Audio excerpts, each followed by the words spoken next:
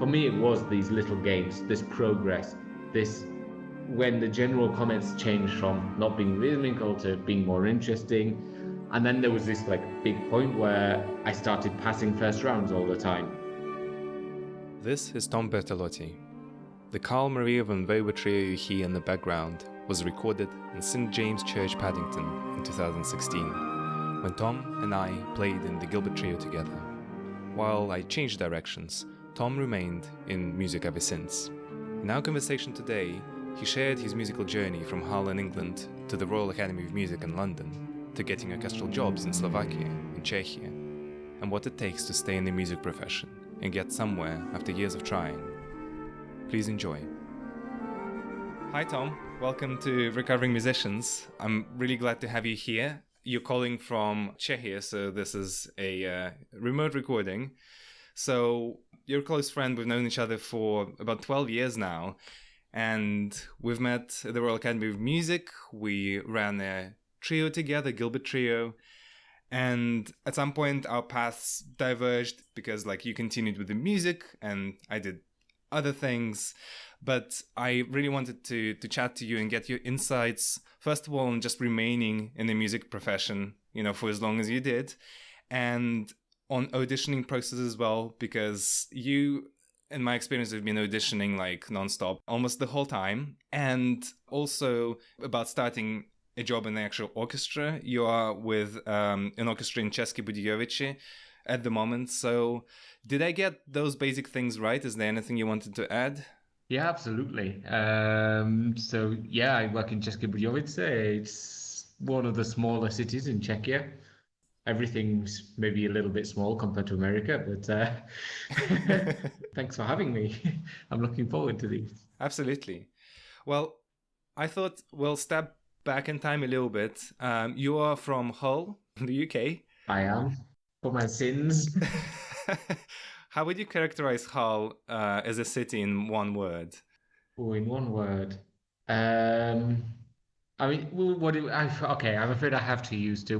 The one word I would use for me personally would be love. The one word for a city, I would say for a visitor, is history. Most of its influence on the world has come in the past, and you can kind of see it walking around. It's a city of persistent folk, from what I gather. Yeah, a lot of its wealth, a lot of its influence came from fishing. It used to be a very big port. A lot of cargo could also come in. It didn't really expand like other ports. Yeah. So in the modern world, I actually personally like the fact that it's less influential. I feel calmer there because of that these days. And what about your family? Is it a happy family? Would you say were they supportive? I mean, growing up as a musician in a town which is not particularly musical, if we're putting it politely. I mean, my mum was phenomenally supportive. She was very aggressive as well, but she was supportive. When does the music come into it then? I mean, I started my full musical journey started when I was 4. I started piano because I saw my brother playing piano, and I was just determined that what he does, I do. What my mum said, both to me and my brother, was if you're going to do music, you're going to do it seriously, and you're going to play properly. I'm not going to have my kids playing badly.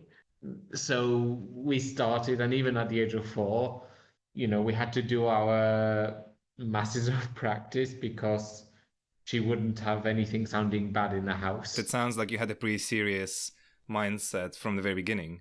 I mean, she is an amateur musician, and she was more of the opinion that music is not some throwaway little side thing that you do. It's a very serious art, and if you're going to do it, you need to take it seriously because it deserves that respect. She was just very adamant that, even at 4 years old, if you're going to play for someone, it needs to mean something to you and the person you're playing for. Otherwise, there's no point. Was there a defining musical experience or a moment for you at the time?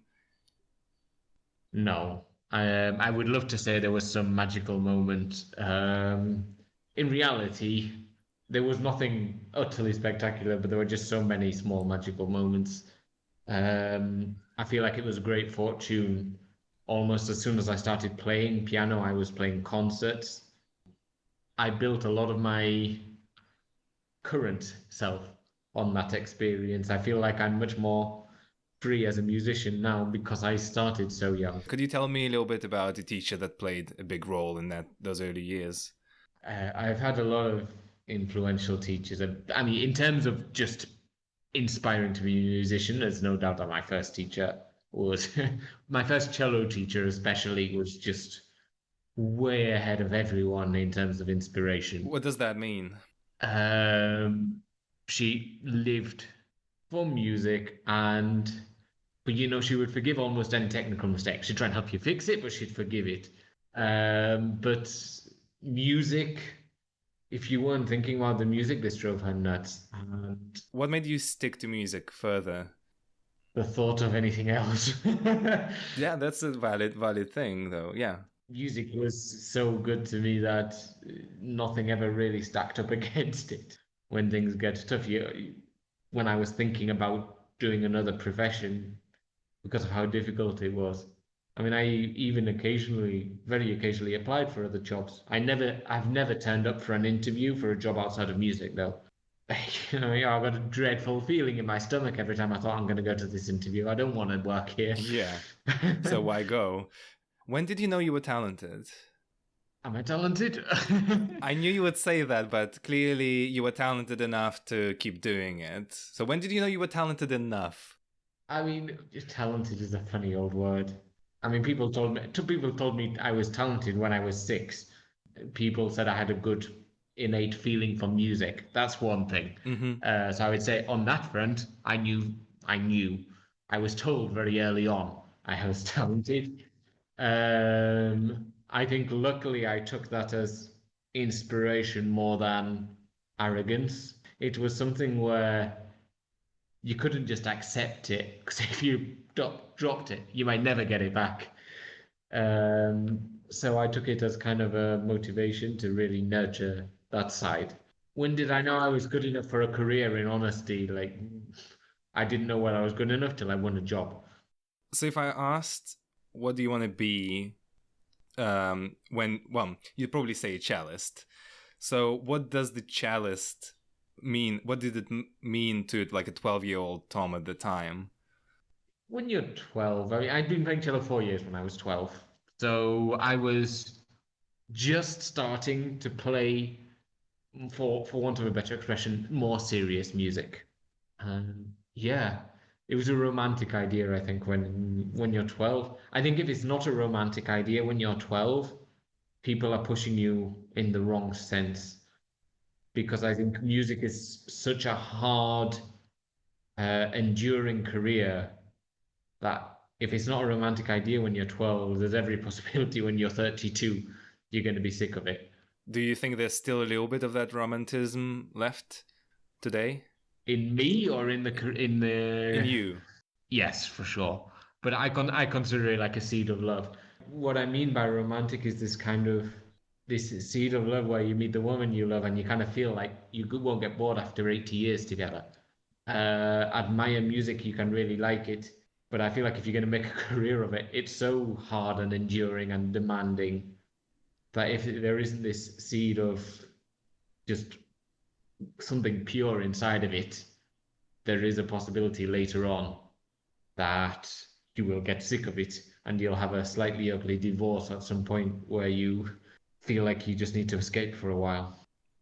So yeah, like at that point, you're still in Hull. You are taking music lessons. You really have that appreciation for the art, and I think like the will to go deeper basically and have a deeper understanding and a little bit of romanticism with that, and you really have like a community. I think that is really supportive of you on that path. So what is that transition between Hull and then going to college? The Royal Academy of Music, like, what was your first impression walking into the building? Tell me about that. Uh, well, I would say I had two first impressions of Royal Academy. I had the impression when I turned up as an auditioner, and I had the separate impression when I turned up as a first day as a student. Yeah, let's start with the audition. I'm curious. The first impression was I was absolutely terrified. Oh, yeah? Nervous? I mean, honestly, it's. I mean, you know very well. It's kind of a dark building. They told me to wait downstairs where there's no windows. It's dimly lit, Yeah. and I mean, London in general as a city, people are less sprightly than up north. But yeah, so I turned up. I mean, I did this. It was my first audition in London, but yeah, I mean, once I walked into the room and I was playing, it was fine. I have a thing when I have my cello that everything's going to be okay. It's kind of like my happy place. And the other thing was I had a phenomenal lesson in the academy, which was probably the most defining feature with my to be new teacher, Josephine Knight. What about the lesson really caught your attention? Well, it was just so, it was very businesslike. She sat down, she said, "What do you want to play?" I played, she said, "This is wrong, this is wrong, this is wrong, this is wrong, this is what we're gonna do to fix it." Hmm. And she had a plan to fix every little thing, and she had a plan for a framework of how to just technically play the cello. I mean, certainly with my first teacher, she wasn't building a framework where you could play anything. She was teaching me pieces as they came and trying to make me musical. And that was by far the most important thing. And I appreciate it. It was the right thing. It was good for me. But yes, at the point you go to university to do this, you've more or less decided you want to make a career. You need to be solid. You need to be safe. Um, and I had really zero doubts after my consultation that if she had to drag me through glass to make it happen, she would do it. And you would do it. And yeah, You would crawl. I totally had the impression that I would, walk through glass for her. No, she gave me an instant good feeling. Yeah. And so, what were you like as a student broadly in these undergraduate sort of years? Oh, I imagine I was so annoying. To whom? To yourself or others? To the teacher. Why is that? We had from the very beginning we had a very tense relationship. I loved her dearly, and I think I think on some level she also loved me dearly. But I think we were both quite stubborn people anyway, which maybe you put two stubborn people together, it's not ideal. Okay. Stubborn Um, in your approach to music and in playing? yeah, largely it was about musical choices. And Like artistic choices. yeah, Mm-hmm. and I often felt guilty about it because I'd had all this talk from my school that when you go to college, you don't argue. Every single thing they say, you do. You do not argue because that's the most stupid thing you can do. I got to the academy and he instantly started arguing. And, I started going home thinking, you idiot. Why? But you couldn't help yourself. I'm very attached to my musical ideas. They come from a very deep place, and the vast majority of the time I could justify it. And she was a teacher who liked you to play musically largely like she did, at least at the beginning when she was, building her frame out of you. Um, and I did understand why she liked it like that. And in many senses, she was totally right. But I think we both got frustrated about the fact that I argued often about musical choices. It's not an easy thing to do, you know? It's kind of like pushing against the authority a little bit. I think it's totally pushing against authority, and I don't actually recommend it. I was arguing about musical decisions, and she was just trying to build me into a technically competent cellist. Uh-huh. And it's like two different things that didn't really mesh at the time. I'm sure Yeah, you didn't see it that way, right? At the time, you must have felt that she's dismantling yeah. you as a I felt musician. like I was defending my musical integrity. Uh-huh, uh-huh. Gotcha. I had a big thing about not becoming a clone of anyone. I was my biggest bugbear in life is when I see a student who plays identically to their teacher. I think it's just a nightmare. And yeah, so I pushed back probably more than I should have. I didn't even really want to, but unfortunately, some things were just built that way. So if I approached you then and I said like, what do you want to do, when you graduate? Who do you want to be at that time? What would you tell me? Oh, I totally wanted to be a soloist. Okay. I was one of those insufferable ones who was convinced he was going to be the next Yo-Yo Ma. Where did that idea come from? Did it come like externally because of, the college and what the teachers and students around you were doing, or was it like an internal thing where you wanted to do that? I mean, it has to be both, surely. I mean, I would even add a third one in there that I was used to it. And so most of what I was used to, most of my growing up, was playing either as solo, duo, or chamber music. And that's what I wanted to do because I was used to it. And then I told my teacher that's what I wanted, so she tried to train me in that direction. Actually, when I changed to orchestra, there was a slightly ironic small problem with changing from solo, which is I learned a lot of different stuff. But what was most important for orchestra, it wasn't I avoided them particularly. I hadn't seen them as a priority because I wasn't trying to be an orchestral musician.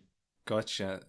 What were the options you were aware of for a cellist graduate in terms of opportunities and jobs like that you were preparing for at the time?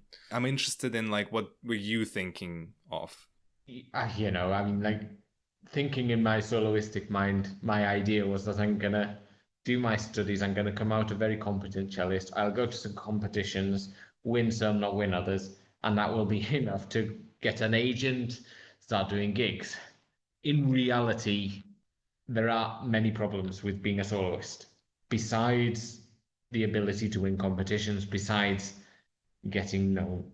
And I think one of the big ones is you need financial support. I think it's absolutely inevitable, except for the 2% or even less, like 0.2% at the very, very top. I think it takes a long time to build a sustainable financial career as a soloist. Okay, so what types of support are we talking about? I mean, you need someone behind you to give you that level of support. You need funding. Yeah, one of the big problems is if you fund yourself, you take so much time out of your pursuit of being a soloist. Solo gigs are so much harder to get, especially before you have an agent, Because there's fewer of them because around. there's fewer of them. Yeah, exactly. This until you're a name, they don't pay exactly brilliantly.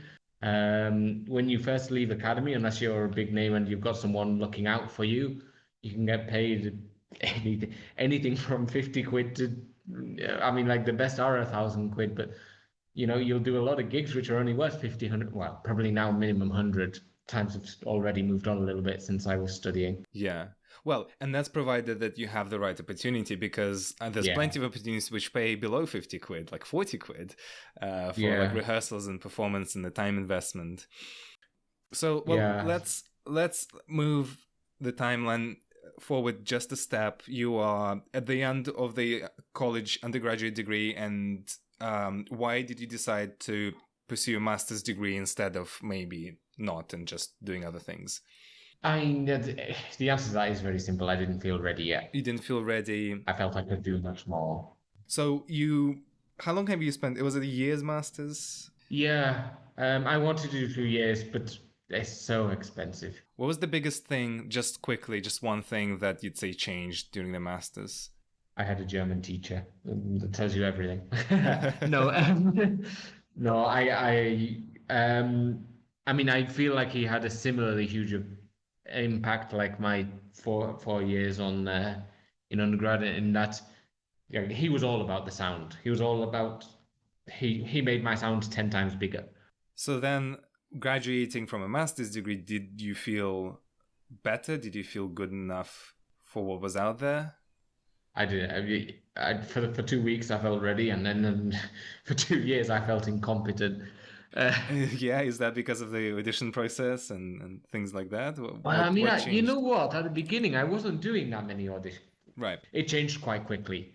I was really I was writing to all of the concert societies, all of the churches, and like just for God's sake, keep playing until someone notices you. Yeah, so you were like looking for opportunities to play. Yeah. But I mean, even, writing to 1,000 concert societies in 2 months, I do about 4 concerts, maybe less, including orchestral. But that's like being a graduate of the Royal Academy of Music, which is a good school, Yeah. well known, and Even with the pedigree, yeah. I write to hundreds of places. Most don't get back. A lot get back saying, sorry, we've already got artists. Very occasionally in very small churches, you'd get offered a gig, but you had to work very hard to try and encourage someone important to come and listen to you. Because as nice as it is to play to a normal crowd won't help you get another gig. So you had to work hard to make sure it's a big crowd and try and get some press there as well. I mean, I was virtually never successful in that. I have a couple of reviews. Those were the golden tickets. There were things you could put places to convince concert societies to give you. But yeah, I if I'd had more time and I could afford not to be making much money for a long time, I could have ground at it more. Even then, there was no guarantee I was going to make it as a soloist. Of course, in London, you start thinking I'm just not good enough because there's mountains of opportunities and I'm not getting any of them. And I did start having that feeling that I was never going to break it. You also get the feeling it's quite political. Oh, absolutely. You get like a circle of Yeah. rotating performers. So I also understand it, but nonetheless, it's political. Whatever way you want to change it, I worked extremely hard to break that, and I would say career-wise, I had little success, but I had some success in putting on some nice projects. I managed to build a connection with the organizer in a church in Piccadilly in the centre. Some things I managed to organize, but in terms of career, after a couple of years, it was, even though I felt I'd made progress, I felt like I was a million miles from having a career which was going to pay my bills in London. I would like to talk about the audition period, Yep. and I know from the time that you did as many auditions as you could. So I guess like a piece of advice which I've been given several times, and I know some other people who have been given it too. It goes like this: you take 10 auditions, you win a job. What was it like in your experience, and could you like comment on what it was like? I think that a huge number of people do more than 10 auditions before they win, in truth. And some people are lucky and they win their first audition. I've seen it happen. I mean, there's modes of thinking about auditions. Not even talking about how to prepare an audition, but even whether it's better to go for a kind of a blitzkrieg approach and just hammer them out, kind of what I did for a while, or whether to do really one at a time, but really well prepared. You can poke holes in both systems, Yeah. and you can praise both systems. Auditions are hard because there's a lot of rejection, like inevitably. Yeah. There's a lot of rejection. So I wanted to ask, how did you process that aspect? Okay. I mean, this feeds a little bit into the fact that I said that I did over and over and over again till I won rather than focusing. In one sense, that also helps in the sense that when you're doing this approach of doing lots of them, you're expecting it. It's probably harder to take rejection if you're preparing one very carefully because you feel like individually speaking, you put more of your heart and soul into that one audition. In the way I went about it, yeah, every time you don't win, it sucks. There's no way of saying it's a nice experience. My personal experience was I mean, God knows it was a shallow incline, but it was things very gradually getting better. How did you notice them getting better? I mean, for me, it started with comments. I had to spend a lot of auditions where my Haydn concerto, which is the concerto of choice for cello auditions made basically everywhere. They would say it's just not rhythmically stable enough and it's not, musically speaking, it's not identifiable enough. I cannot recognize the musical idea.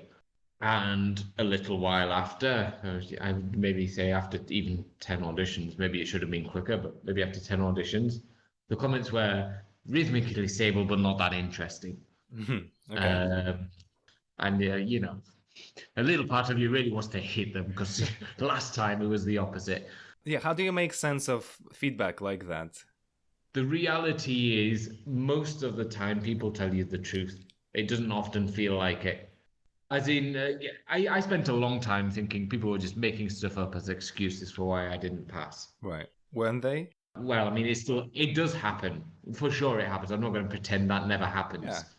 However, I always, regardless of whether I thought it was true or not, I always tried to take all the comments seriously. Looking back, most of the time what they said was true. However, a lot of things contradict themselves, and it's horrible.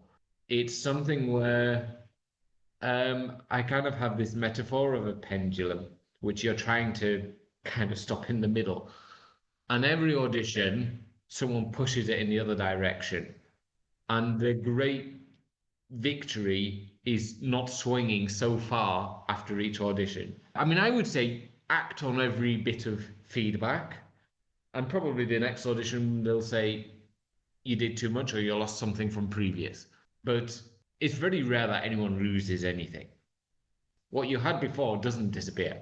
But how do you discard comments that might not be helpful, that are not pushing you forward, and take the ones that do? My opinion is you don't discard them. You discover later on when they're not helpful. From the way you talk about it, it's a much longer goal of being a wholesome, more rounded musician. Yes, and I mean, that would be exactly how I would put it. The big goal is being a rounded musician, Mm-hmm. and being the best musician I can be as well. Being able to make the best music I can make. So, what kept you going in that audition period? I had big moments of doubt whether I should continue with this. And I even got to the point of applying for certain other jobs. I don't think I've ever turned up for an interview for a non-musical job. Really, it gave me a horrible feeling inside. I just knew it was never what I wanted. In terms of dealing with the rejection specifically and not losing the will to live, for me, it was these little gains, this progress, this when the general comments changed from not being rhythmical to being more interesting. And then there was this like big point where I started passing first rounds all the time. And that was kind of like clearly there's been some progress here. Clearly it's not all for naught, not all in vain. Clearly something is actually happening. Can you think of anything, any skills that college might have equipped you with that would have been helpful in that moment? You mean things they didn't give me which I wish they had? Yes, just one or two. I mean, it's an interesting question. I think I can't say specifically what I wish they'd taught me, which I don't know. But I feel there's things even now, like I still feel like I'm missing capabilities somewhere. I feel like I'm respectful, friendly, and I go looking. I don't sit at home feeling sorry for myself. I feel like for me, that's supposed to be the triumvirate, as it were. Well, and you're really good at what you do. I'm just gonna put it out Yeah. there, which goes without saying. But let's think about it. Let's say two things that you needed most at the time: connections with people, and then reviews, which would have kind of Yeah. put your name out there. Like, if there was anything that the college could have done to help with those two things, or help you build those things, that would have been at least helpful, if nothing else. I mean, the academy had a golden hand on this, in a sense. What does that mean? Most of the concerts that academy offered could have been reviewed by papers. Really, if you could break the political system down in academy and you could get into the inner circle, start doing their concerts, you got reviews. Yeah, I mean that was the single best way to get reviews and feedback and stuff you can stick on your biography. So, like, just imagine I'm a student about to graduate with a performance degree from college. What should my expectations about the job world out there be? And I mean, like, realistically, as someone who is, having a music degree and is looking to find employment, what is the real picture? Not the picture that I'm getting necessarily from my college bubble. I think the vast majority of people who exit college need to realize that you have to have skin as thick as a troll, and you have to so utterly be in it for the music because it is so damned difficult to make a financially viable job out of music. Because, I mean, people will talk in college about all the various opportunities there, and there are ways, means of doing things. There are a million different paths. This is a cliche old school say. It's actually true. Doesn't make it easier, but it is true. You can choose the direction you want to go, but nearly any direction you go, it's extremely tough and it starts slowly. If, let's say, I love cello, but I really love, I don't know, like academic, like let's say history, and I'm really good at it, and maybe like I've taken courses with that, and I'm sort of thinking like I'm really good at cello, I'm also really good at that other thing, and I'm not sure which one I love more. Like, what would you say? If you're unsure and you're not getting the impression from the school that you're rather special in the school, if the school's not putting you as their poster boy and you're not sure whether you prefer cello or, I mean, history, I'm given to believe is also a subject area where jobs are difficult. But Yeah, I should find a better example. yeah. However, Programming. on the premise you're talking about, I would say if you're unsure, the best bet is going with the other one. Because you can do, I mean, anyway, you can do a lot with music without making it a career. And I consider myself one whom is more attached to music, more dedicated to music than nearly anyone else in the world. And I have come so close to the bone, so close to the wire to think about giving it up. And yeah, my path has been difficult, of course it has, but I don't think it's so unusual that unless you're the poster boy, you really have to love it. You really have to be determined, and it really has to be a part of your soul.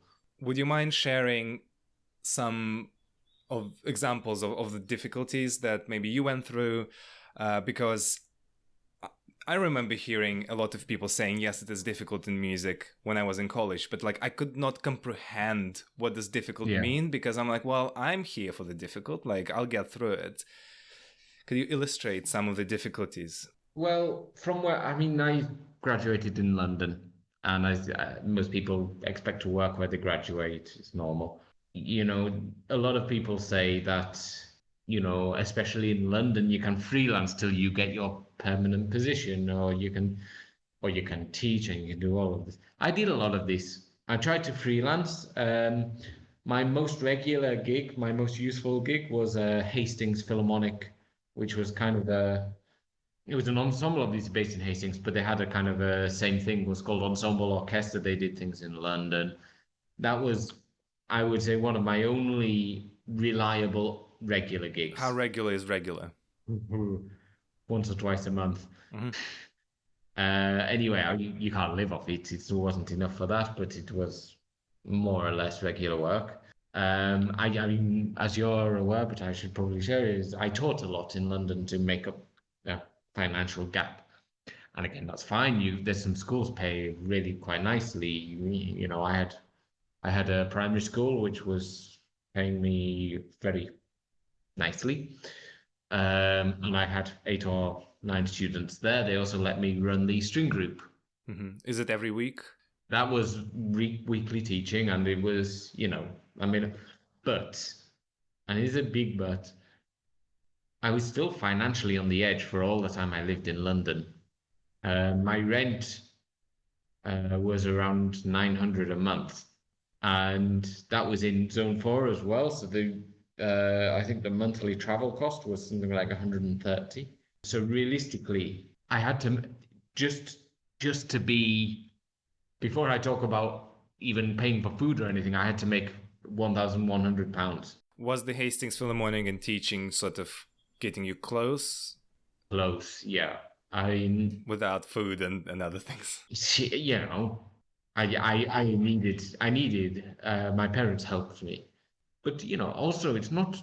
small amount of work, you know? Yeah, the time investment that goes into those things is still pretty high. Yeah, Plus looking for the opportunities, right? Because I think the danger, and maybe you were about to talk about it, is it's that fear of getting bogged down and basically being yeah, stuck far away from where you want to be.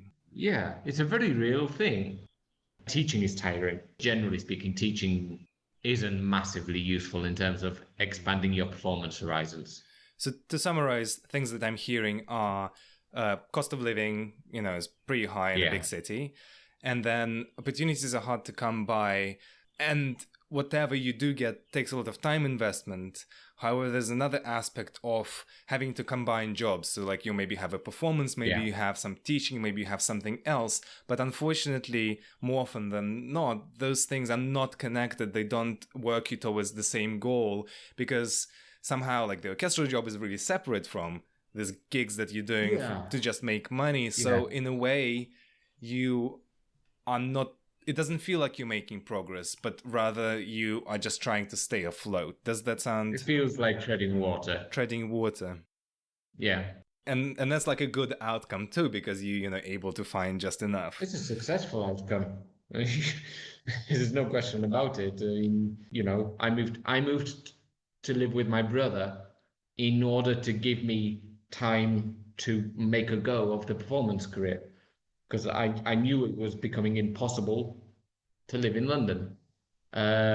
Doing all of these, I realized that I wasn't making any progress towards my goal. I was surviving, which was, thank the Lord, but not, if I was gonna get a performance career, I had to do something drastic. In hindsight, then, what do you wish you had done during like the training or college process that might have prepared you a little bit better for this, and maybe like include things that you might have looked down at as a student?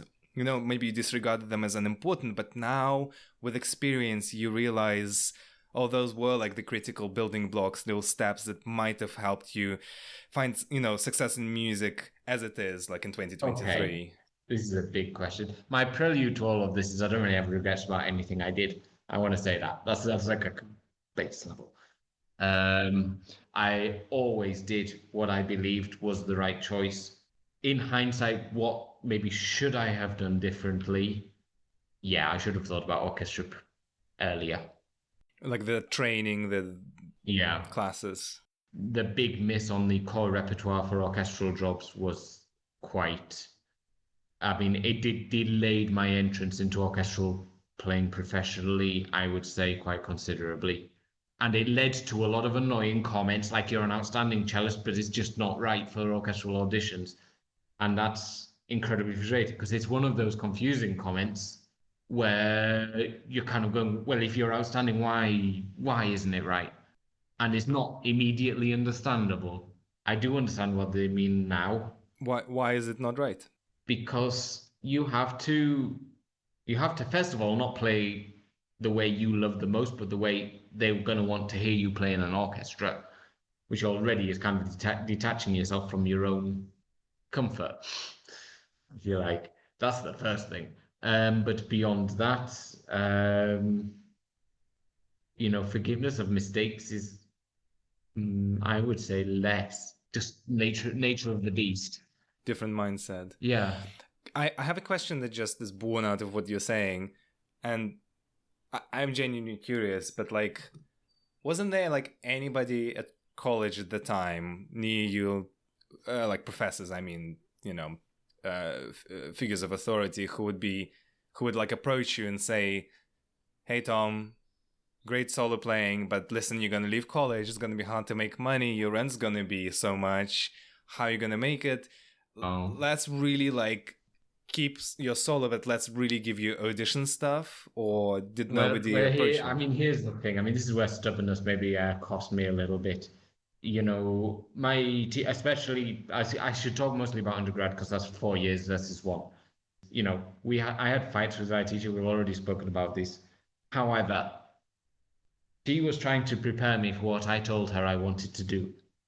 And I think she believed I could do it. And I think most of the people in the school believed I could do it until the very end of my training. I mean, to some extent, I believe I could have done it as well, but I needed so much space to get there. I needed so much opportunity. Time and financial. Yeah. And financially, I was in potentially such a black hole that, and I was so scared also. I mean, the reality is, even if you become a top soloist, fine, you're financially secure in the sense that it pays a lot and you'll get a good monthly income. But knowing how it was when I didn't have much money, soloists don't have any salaries, they don't have any of this, and this started to eat at my mind. The idea that I would live life without a salary, the black abyss I was staring into in terms of finances made me reconsider. I want to move us forward in time to Italy, and I want you to talk about the Accademia Teatrale Scala program. So, like, why Accademia della Scala, and why did you decide to go with the training orchestra as opposed to just continuing applying for professional auditions in professional orchestras? Why I chose La Scala? I mean, the really ugly comment, I guess, would be it's the one I won, but it's not the whole story, of course. I would say it's a match made in heaven in the sense that my playing style was probably far more similar to that of Italy than Germany anyway. Right. So Scala was a good fit musically as well. I think Scala was a good fit. What was the biggest thing you took away from that course? I mean, for me, I was very lucky. They made me a principal cello in that orchestra. And because it's got the name of La Scala, the conductors who came in, who worked with you, were the best. I've done big solos with Manfred Honeck. I did a big solo from La Bayadere Ballet with the Bolshoi Ballet Company. And you said that this has affected your auditions in a positive way. Yeah, I mean, there's obviously the piece of paper. The fact that I can put principal cello in La Scala Academy obviously makes a big difference on your CV. But even beyond that, this was the first time I had lessons specifically for auditions. When you're in this academy, when you go to your lessons, the principal players assume you're going to want to win a job in an orchestra. They're not assuming that you're preparing to be a soloist. Because if you were, why are you in this orchestra? Mm-hmm. Okay, so you got a little bit more like insider knowledge almost and mindset. Yeah. I mean, when I left college, I had these dreams of grandeur and all of this stuff. And you kind of leave feeling 10 foot tall. And after a few weeks, you feel about 2 foot tall. La Scala was an extremely high moment for me. And it undoubtedly changed my life for the better. Slovakia was pretty life-changing as well. Slovakia happened because of the pandemic in many senses. I was working in Italy and then I essentially quit because of the pandemic in Italy. I went home for most of the early pandemic, and what auditions there were, which obviously in the pandemic there were extremely few auditions. But Košice was one of the few who were still willing to do an in-person audition. I was extremely lucky, actually. The day after, they cancelled the rest of the auditions. I just got in time. And yeah, in terms of attitude, in terms of musician, the orchestra was so comfortable. Uh-huh. What do you mean? It was so nice. Until that point, I would say my entire life, from beginning of Royal Academy to that point, was almost always framed in as a competition. It was always framed as you need to be better than the people around you because you need to win a job. And in Košice, it was the first time where I didn't need to. I mean, I felt like I needed to prove myself. I was new, I was on trial, all this was fine. But the reality was everyone was extremely friendly, and it was just a beautiful atmosphere, and you could just enjoy the music.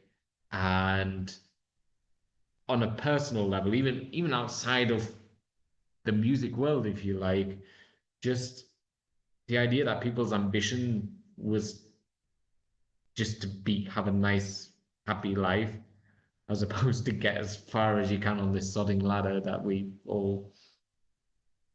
It changed perspective for me. It really is a good orchestra, and it was the first time probably in my life I thought, I don't need to be in the best orchestra in the world to be happy. So you found like a very different musical community almost. Yeah. Which I think responds to maybe the very early memories of performing music for the joy of it and being on stage and being with people who support each other ultimately. And ultimately, like, you are the right person to be there. Yes, you want to like prove things and get better, but you are already just the right person. It's a good feeling. Yeah, totally.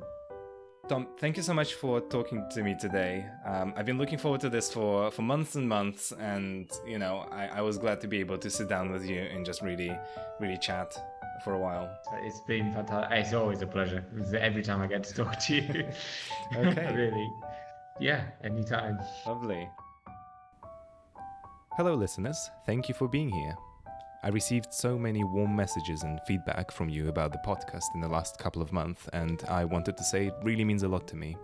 Please continue sending me your ideas for questions and topics we can cover in the future. I also have something to ask from you. This episode marks the end of the initial set of interviews I recorded in 2023.